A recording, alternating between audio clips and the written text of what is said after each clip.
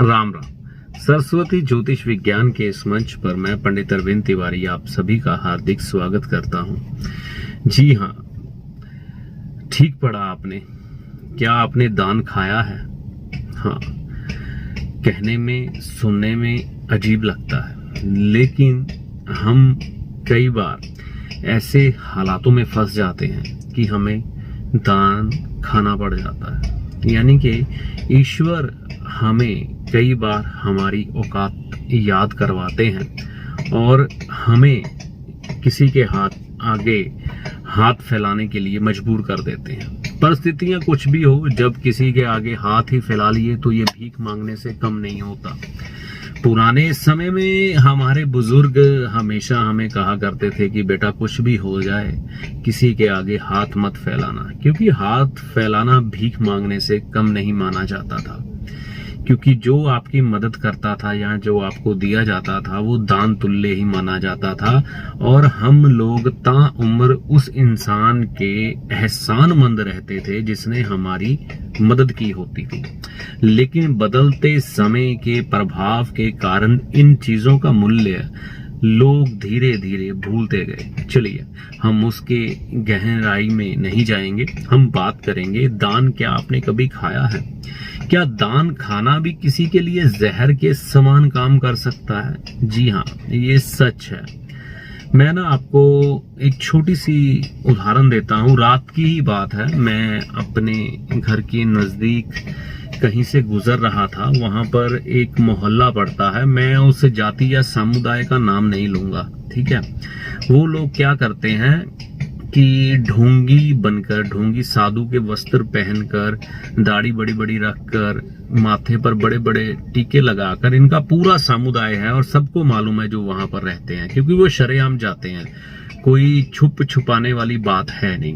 तो वो पूरे साधु का रूप धारण करके गांव गांव में जाते हैं, शहरों में जाते हैं। यहाँ तक कि मैंने सुना है ये लोग कर्नाटक तक की साइड को, साउथ की साइड को भी निकल जाते हैं।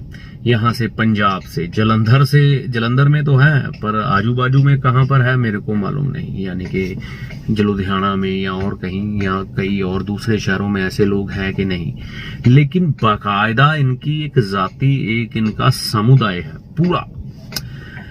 उन लोगों का कार्य ही ये है कि धर्म के नाम पर मांग कर खाना या धर्म के नाम पर दान को इकट्ठा करके उसको खा जाना। वो अपना जीवन यापन ही इसी तरीके से करते हैं। परिवार बसाए हैं, बच्चे हैं, सब कुछ है, लेकिन उनका रहने का, खाने का तरीका यही है। भगवा कपड़े धारण करके, बड़े बड़े टीके लगा करके वह निकल जाते हैं रोज सुबह, और किसी न किसी को ठग के, किसी न किसी तरह से बाबा का रूप धारण करके उसका भविष्य बता दें, उसका अगला बता दें, पिछला बता दें, जो भी स्वांग वगैरह करके किसी न किसी तरह से इंसान को धर्म के नाम पर ठग कर, धन लाकर वह खाते हैं, ठीक है। अब परमात्मा ने उनके लिए कर्म ही यही निर्धारित किया है। शुद्ध राहु का और बुध का रूप है वो, ठीक है। तो इन लोगों के घर में छल का पैसा आता है, धोखे का पैसा आता है, धर्म का पैसा आता है।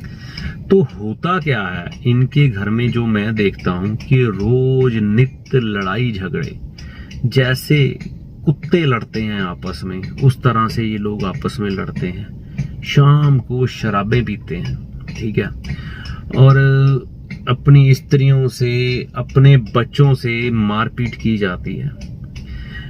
अपने पड़ोसी से, अपने रिश्तेदार से, राह चलते लोगों से लड़ाई झगड़ा, नित्य पुलिस उस जगह, उस मोहल्ले में, उस घर में आना आम बातें हैं। यानी कि एक नरकीय जीवन जीने के लिए मजबूर, लेकिन उनको इस चीज का एहसास नहीं है।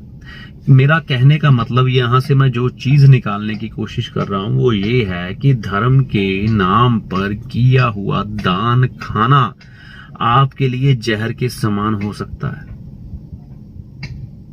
आप सोच भी नहीं सकते कि आपकी जिंदगी में किस तरह जहर घोल देता है। जैसे इन लोगों का उदाहरण दिया, आपके घर में भी लड़ाई झगड़े कलेश बढ़ जाते हैं। अब जो बड़े बड़े बाबा हैं, आपने सब देखा, धर्म के नाम पर लोगों को ठगा, छला या जो भी है, उनकी लाइफ कैसी है। जो धर्म के नाम पर पैसा इकट्ठा करके खाता है या छल के खाता है या दान खाता है, उसका कल्याण नहीं कभी हो सकता। आज नहीं तो कल उसका परिवार तो खराब होगा ही होगा, जितने मर्जी बच्चे तरक्की पे हों, क्योंकि जहर उसने अपने घर में भर लिया है तो उसका असर आएगा ही। अब चाहे कोई माने या ना माने, समय बता देगा, ठीक है। और उसके घर में कोई ऐसी बीमारी या कोई ऐसा संकट घुसने की पूरी संभावना रहती है जिससे उसके घर की शांति भंग हो जाए या आपस में कलेश पड़ जाए। तो आम साधारण लोग तो ऐसे जाते नहीं उन लोगों की तरह छलने किसी को। तो हम लोग क्या गलती करते हैं, देखिए, जब हमने कोई दान निकाल दिया ना, मान लीजिए आपको उदाहरण दे के बता रहा हूं कि आप दान खाते हैं, और मैं दावे से कहता हूं 99-98% लोगों ने ये कार्य किया होगा, ठीक है। अब जैसे मैंने रोज की एक आदत बनाई, मान लीजिए रोज की या हफ्ते की या महीने की, कि मैं 100, 50, 500 ईश्वर के नाम पर निकाल कर अपनी गुल्लक में डाल देता हूं कि इसको ईश्वर के कार्यों में ही लगाना है पैसे को। फिर होता क्या है, हम लोग ना कई बार घर में पैसे की तंगी आ जाती है। चलो भगवान जी, मैंने आपके पैसे उठा लिए, अब मैं इनको थोड़े दिन यूज करूंगा, उसके बाद मैं आपको 500 उठाया, 500, 550 वापस कर दूंगा, या 525 या 530 वापस कर दूंगा, या 500 का 500 ही, जैसे भी अपने मन मर्जी की शर्त लगाकर आप अपने भगवान को वो पैसे वापस दे देते हैं, जबकि वह आपकी अमानत नहीं रही। जिस दिन आपने वो धन दान कर दिया था, उसी दिन से आपका अधिकार उस पर से खत्म हो चुका था, वो दान का रूप धारण कर चुका था। जो दान है वो जहर होता है, और आपने वो खा लिया तो आपको वो असर अपना तो दिखाएगा ही, ठीक है। तो फिर घर की सुख शांति, बरकत, कलेश, बीमारियों का आना ये तय है। मानो तो मैं गंगा मां हूं, ना माने तो बहता पानी। तो सच तो यही है, इन मुद्दों के बारे में कोई बात नहीं करेगा। तो मैं तो वो चीजें उठाऊंगा जो आपने सपने में भी नहीं सोची होंगी, और हमारे बुजुर्गों ने हमें बताई हैं, सिर्फ चुनिंदा लोगों के पास, आगे नहीं समाज में फैली। लेकिन अब वो समय है कि आपको हर चीज का ज्ञान, हर चीज के बारे में बताया जाए जो ज्योतिष का निर्माण करती है, एक बेहतर जिंदगी का निर्माण करती है। तो ये कभी भी दान निकालने के बाद ईश्वर के नाम पर वो पैसा धेला उठाकर, पर्चियां तक कई बार चिल्लर या खुले लेने होते हैं, वो भी नहीं लेने। भगवान से उधार भी नहीं लेना कि मैं 500, 550 वापस कर दूंगा, नहीं, बहुत भारी गलती करोगे, ठीक है। दूसरा, किसी का बृहस्पति खाना नंबर 5 में जब होता है ना, तो उसको मना किया जाता है कि बेटा दान मत खाना। अब क्या होता है, हम मंदिर में या किसी भी धर्म स्थान में ऐसे जाके हाथ करते हैं तो ये भीख मांगने के जैसा होता है। मेरा शायद विवाद आपको लग जाए इस बात का, लेकिन सच ये है, जब हम ऐसे, हमारे जो विद्वान हैं, जो हमारे ऋषि मुनि हैं, ऐसे हमें प्रसाद लेने को क्यों बोला? इसको कहते हैं हाथों का फैलाना, भीख मांगना।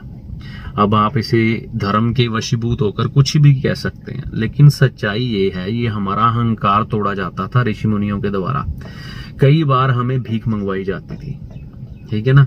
तो हम कई बार, अगर हम विद्वान, बहुत धनवान हैं, प्रभावशाली लोग हैं, तो हमको शर्म आएगी ऐसे करते हुए। तो उन्होंने एक प्रथा बनाई प्रसाद देने की, तो इसमें हर किसी को हाथ ही फैलाने पड़ते हैं। तो यहाँ पर हमारा अहंकार, हमारा घमंड तोड़ दिया जाता था। तो ये बाकी साधारण लोगों के ऊपर लागू नहीं होता, वो जैसे मर्जी मांगे, जैसे मर्जी ले।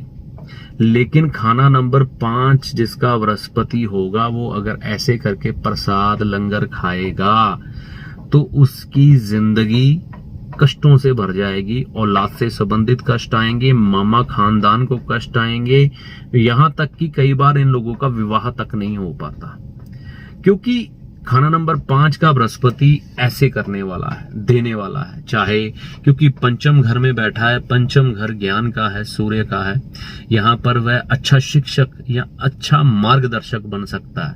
लेकिन जब ये देने वाला, सृष्टि को रचने वाला ही मांगने लग पड़े, बृहस्पति जो लोगों का जीवन बनाता है, तो ये बृहस्पति यहाँ पर नष्ट गिना जाता है।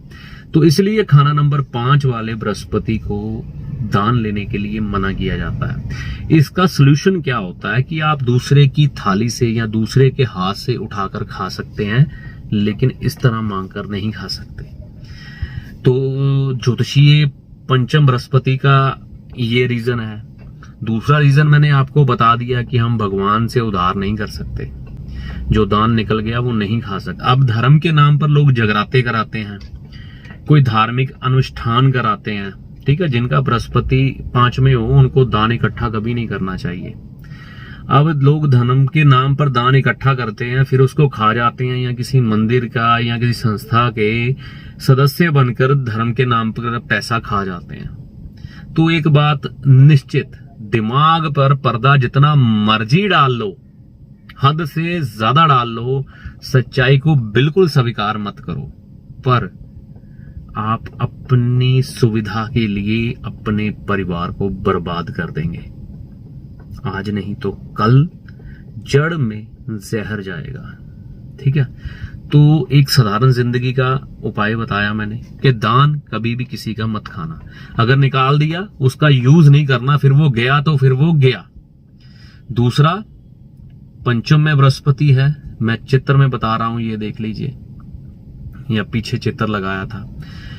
तो दान मत खाना, लंगर प्रसाद मत खाना। अगर पंचम में बृहस्पति है तो लंगर प्रसाद कहीं पे मत खाना, किसी के थाली से उठाकर अपने रिश्तेदार की या सदस्य की परिवार की खा सकते हो, वरना नहीं। धर्म के नाम पर किसी से छल मत करना, नहीं तो वो नरक की जिंदगी होगी कि तुम्हें कोई ज्योतिषी, कोई माई का लाल बचा नहीं सकेगा। अकेला किसी ज्योतिषी के पास जाकर उपाय ले आना, समस्या में फंसने के बाद, ये ज्योतिष नहीं है। ज्योतिष ये है कि किसी समस्या में ही मत फंसना, ठीक है। उसके लिए जीवन को तराशना पड़ता है, जीवन को संभालना पड़ता है, जीवन को संभालना पड़ता है, और सारी जिंदगी अनुशासन में रहना पड़ता है, सदाचरण का प्रयोग करना पड़ता है। हमें मालूम होना चाहिए हमें क्या करना चाहिए क्या नहीं, या घर में स्टैचू सजाकर या गले में माला डालकर, मुंदरियां डालकर अकेला ज्योतिष काम नहीं करता। ये झूठ है।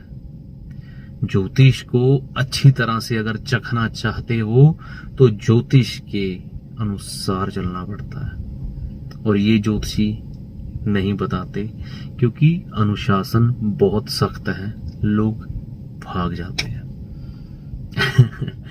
मुंदरियों का खेल नहीं है ज्योतिष, ठीक है।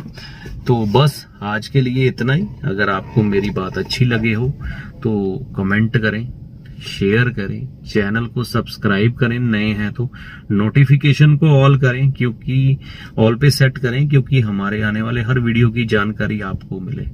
आने वाले समय में ऐसे ही वीडियो डालेंगे जो किसी ने ना सुने हो, जिसके बारे में बिल्कुल मालूम भी ना हो, और जीवन को बदलने वाले हो। तब तक के लिए अपनी वाणी को यहीं विराम देता हूं। जय माता दी।